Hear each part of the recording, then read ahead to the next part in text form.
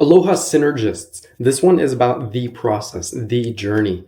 And a lot of it is about iteration cycles for our holistic development, for our holistic fitness, for anything that we want to develop really. And I've broken this down into 4 secrets of spiraling up. Secret number 1 is transforming our relationship with failure. Huge one. Secret number 2 is present moment responsibility and what is not inside that responsibility. Secret number 3 is the wheel of life model and how we can see indirect consequences from that to try to find the root problem and where to focus our efforts. Secret number 4 is about being more intentional and deliberate with our iteration cycles, focusing our efforts where it'll matter most and be able to level up faster, basically. So I hope you're ready with your notebook and pen in hand. Let's look at secret number 1, transforming our relationship with failure. Right off the bat, let's start at the basics. What is a failure? Definition 1 is the condition or fact of not achieving the desired end. So that kind of puts us in a funny place because as soon as we get clarity on what that desired end is, we are almost like in a state of failure until we actually cross the finish line. And that's interesting. That sounds a lot like a process. What is so scary about that? And if we are aiming really, really big, if the desired end, if there is one, is some huge mission that's pretty unlikely to actually happen all in the timeline that we want, well, on that journey, we're probably going to learn a whole bunch. We're probably going to achieve other milestones, that are along the way. And we're going to grow up in a whole bunch of meaningful ways. Does that sound like failure or does that sound like the process? Definition 2, this is from the dictionary. It is one that fails. Being insufficient. Being somebody that falls short. So this definition is a label of identification. Let's say you're trying to become a lawyer, you have the bar exam and you attempt it and then you fail it. And then your society or whatever is like, oh, you are a failure because you tried this thing and it didn't turn out like you were planning for. So blah, blah, blah. Now, one, I want to mention that the fear of failing and its consequences are actually a really powerful motivator. So if we harness that negativity for our benefit, then that can be a good deal. But I always like to remind people that identifications, whether they're positive or negative, are illusions. They're not true. They're not true all the time because we are fluid, dynamic, growing, moving beings. So the identification really isn't true at all. It may not even be a useful label in the short term. Freedom is probably living free from those identifications. That being said, if you have this big mission and then you basically ask society or your friends or whatever to hold you accountable because they know if you succeed or if you fail of this specific thing, that accountability is a very useful motivator for us. Now, when it comes to transforming our relationship with failure, the way that I see it, like meta failure, it really doesn't exist because whether you achieve something on deadline or not, the process is flowing, the journey is being undertaken. And if you're doing that in the best way possible, if you're setting big goals, if your mission inspires you and demands that you show up as your best, I don't see how that could be a failure. Unless you keep on trying, you grow maybe a little bit, you learn a few little things, and then you abandon the process, you abandon the journey. And I don't even know how that's possible for long term, at least, depending on your meta intention. On a worldly level, on a specific little worldly level of like, I am trying to make $100,000 this year or something, yes, you could fail that. But on a meta level of intending to learn, to love, whatever your values are, whatever your top thing is in your big theory of everything, that's probably almost impossible to actually fail at. Even if you had some big public embarrassing failure, you would probably learn something, you would probably grow through that. And in that way, the process and the journey is being undertaken. And it could end up being one of the most powerful points in your journey, in your story. If you were to look back at it in another 10 years and be like, what brought you to where you are now?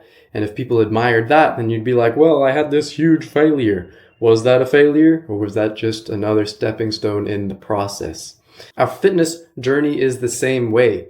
And all along the way, we are going to have micro failures. They are valuable learning experiences, and I don't see any way to avoid them. Literally, if we do a set of push-ups right now, at some point, we are going to fail the next push-up. And that's a success. That's a success. That example, if we were training to failure as our training technique, then It would be a failure not to fail. I know that might be a little bit confusing in the words, but I hope that makes sense to you. These micro failures are an essential part of the process. How would we learn otherwise?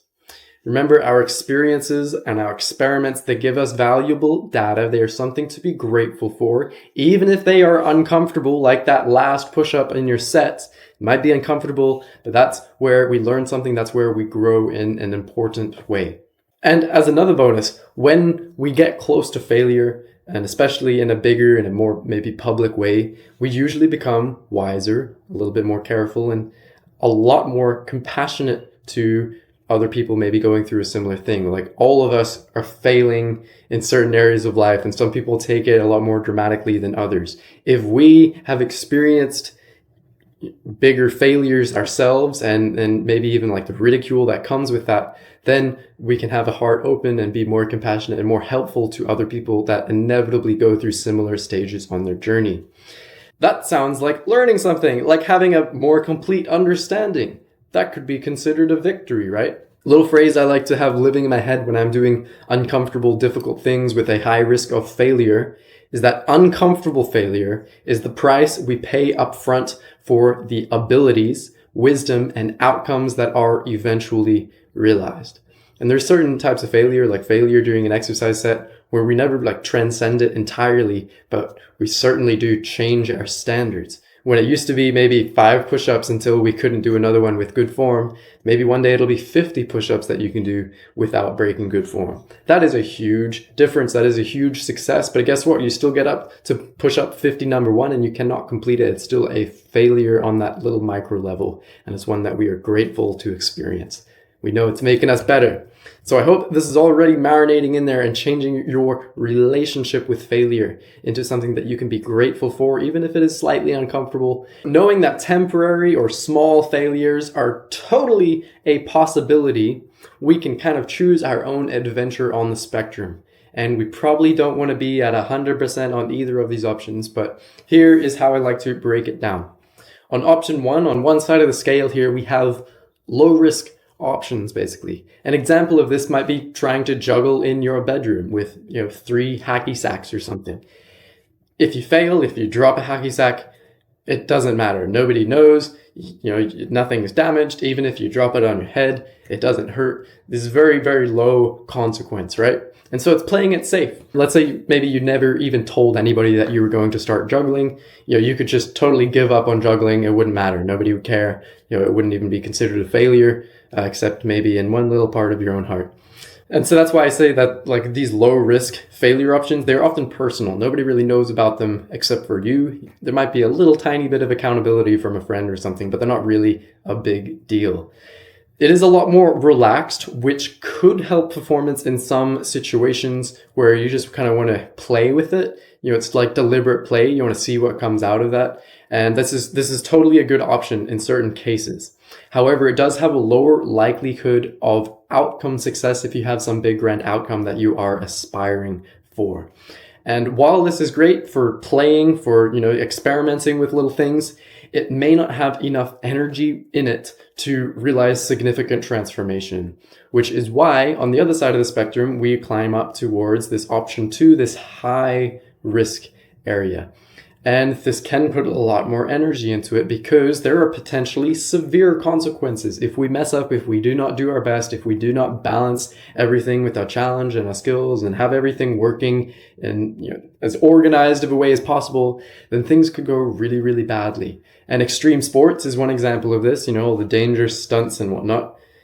Potentially severe consequences often look like death or severe injury or something. It could be like surfing a really big wave. If you get sucked under that wave, like it's a pretty high risk that you don't come back up and ever breathe again. If you're on a 1 foot or a 2 foot wave, you're going to be fine if you fall. Even if it's reef, it's usually not a huge deal. When you're playing with high risk, intrinsically there is a lot higher motivation that is just demanded from you. And this could be socially, you have a whole bunch of spectators or something and you want to do your best because there's a lot of eyeballs on you. There's a lot of people watching you to see what your next move is. That automatically has a lot more accountability to it demands that we show up in as best of a way as possible. We're probably going to put a lot more practice and all of that into it. And it's playing dangerous. And that goes for social risk as well as physical risk, right? I liken it to being backed into a corner and you're forced to fight for your life or do something for your life, right?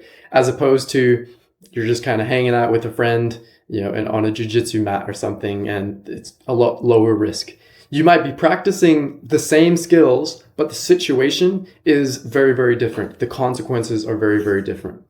High risk is often public or it is very physically dangerous.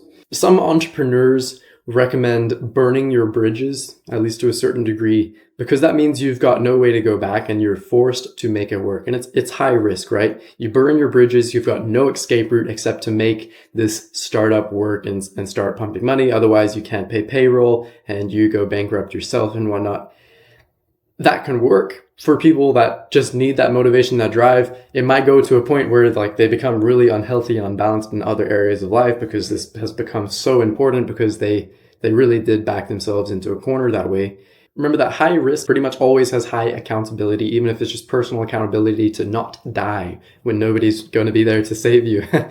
And it also has tight deadlines. And on the surfboard, your tight deadline is the next wave that is coming at you that's looking really big and scary. You either need to paddle behind it or you need to get ready to ride it or something to get out of that, because otherwise that wave is going to come and get you. In the health and fitness space, some of the most successful weight loss programs have really come from putting money on the line, and especially in a negative way. So for instance, you might say to your friends and your family and post it on social media and whatnot, if I do not become, under this weight by this date, then I will have to pay $500 to this charity that I hate. And that is so much more powerful than having that same $500 go to a friend or something, because it's almost like a good cause. You wouldn't even mind giving them the money so much. But if you have somebody that you hate that you will give money to, then man, people show up, because that is powerful accountability. They think about that every time. They're like, maybe I don't want to work out today. And they're like, oh man, I'm going to have to give all this money to somebody that I hate. That is very, very powerful. So high risk situations, if you are balancing your challenge and your skills and it's at least semi-realistic, the high risk option has a much higher likelihood of the outcome success. But however, the potential costs of going along this path might outweigh the benefits. Now, a quick note on these potential costs. Some of them matter a whole lot more than others. Like social ridicule, if you do a competition or something and you fall over, it's not a huge deal. You might feel like it's the worst thing ever. Somebody threw you the basketball and you missed the winning shot. You're like, oh no, people take that really, really seriously, but it's not actually the end of the world, although it might have some kind of small scale consequences. When it comes to things like extreme sports or an extreme exercise where maybe you're under a barbell, then it's really, really heavy. And if something goes wrong, and if you can't handle the weight of that barbell in your clean and jerk or something, that bar could come and land on you, for instance. If you got no safety net, no safety rails on your squat rack, it could be really, really bad if you do not pull through with enough strength, enough effort to make it happen. In a situation like that, sure, it might demand a lot of you and you might succeed, but if you rely on that all the time, the risk of injury is probably not worth it. There are safer ways to do it. I keep that in mind in the gym, and I know that I'm sacrificing some of the potential strength gains or whatever that I could be making if I went with some high risk exercise for the safety and the reliability, the performance of, just kind of sticking to my more simple, low risk strategies that still get me to the outcome that I want, probably just a little bit slower. Still practicing my mental fortitude of I'm going to put my best effort into this, even though it's okay if I failed at any point, because I have the safety bars on, for instance. Quick note here, that's also why just having a friend, a workout partner or a trainer there watching you do a certain exercise, it makes failure hurt worse. If they know that you're capable of 2 more reps, for instance, and you gave up early, just having somebody there witness that is so powerful for our own psychology. Because, yes, we are observing ourselves and we know that we want to show up as best because, we feel better when we know we're doing what we are capable of and not giving up early. But having another person there watch you too, oh man, Even just that small increased social risk and whatnot makes a huge difference. So I have faith that this really helps you transform your relationship with failure, find ways to be very, very grateful for failure or the idea of failure as a motivator. Like I have been transforming my relationship with failure for the last few years and found it to be very, very liberating, very relaxing, being friends with failure to a large degree, and being wise about choosing your own adventure on the high risk to the low risk. Have fun setting yourself up along the spectrum and let me know how it goes for you. You can share it in the community.